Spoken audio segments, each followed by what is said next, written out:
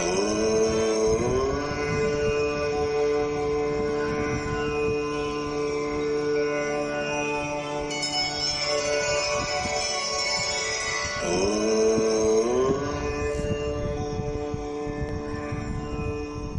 नमः शिवाय। आज हम शिव पुराण की श्री रुद्र संहिता के प्रथम खंड का आखिरी अध्याय पढ़ रहे हैं, जो है 20वां अध्याय। 20वां अध्याय का मुख्य शीर्षक है भगवान शिव का कैलाश पर्वत पर गमन।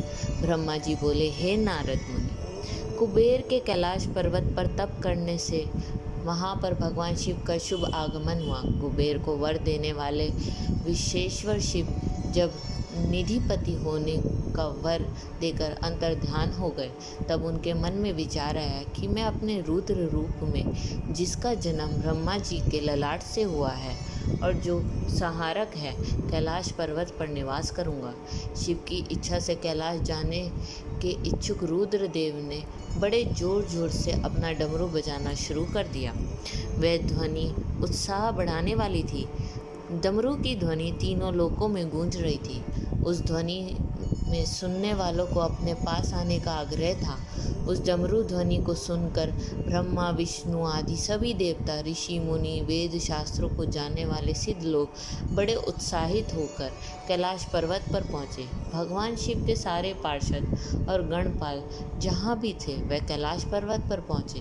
साथ ही असंख्य गणों सहित अपनी लाखों करोड़ों भयावनी भूतों प्रेतों की सेना के साथ स्वयं शिव जी भी वहां पहुंचे।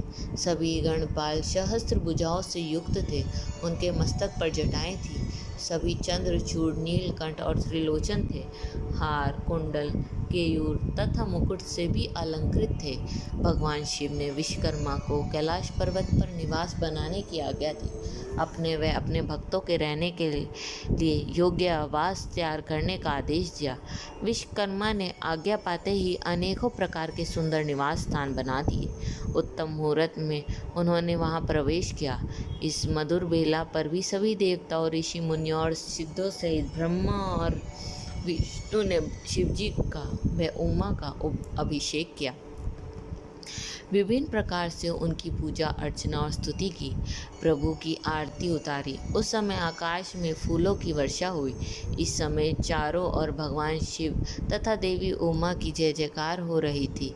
सभी की स्तुति से प्रसन्न होकर भगवान शिव ने उन्हें उनकी इच्छा के अनुसार वरदान दिया तथा उन्हें अभीष्ट और मनोवांछित वस्तुएं भेंट की।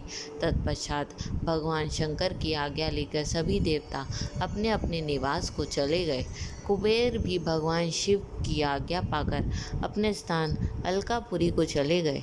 तत्पश्चात भगवान शंभु वहाँ निवास करने लगे। वे योग साधना में लीन होकर ध्यान में मगन रहते। कुछ समय तक वहाँ अकेले निवास करने के बाद उन्होंने दक्ष कन्या देवी सती को पत्नी रूप में प्राप्त कर लिया। देव ऋषि व रुद्र भगवान देवी सती के साथ वहाँ सुखपूर्वक विहार करने लगे। हे नारद, इस प्रकार मैंने तुम्हें भगवान शिव के रुद्र अवतार का वर्णन और उनके कैलाश पर आगमन की उत्तम कथा सुनाई है। तुम्हें शिवजी व कुबेर की मित्रता और भगवान शिव की विभिन्न लीलाओं के विषय में बताया है।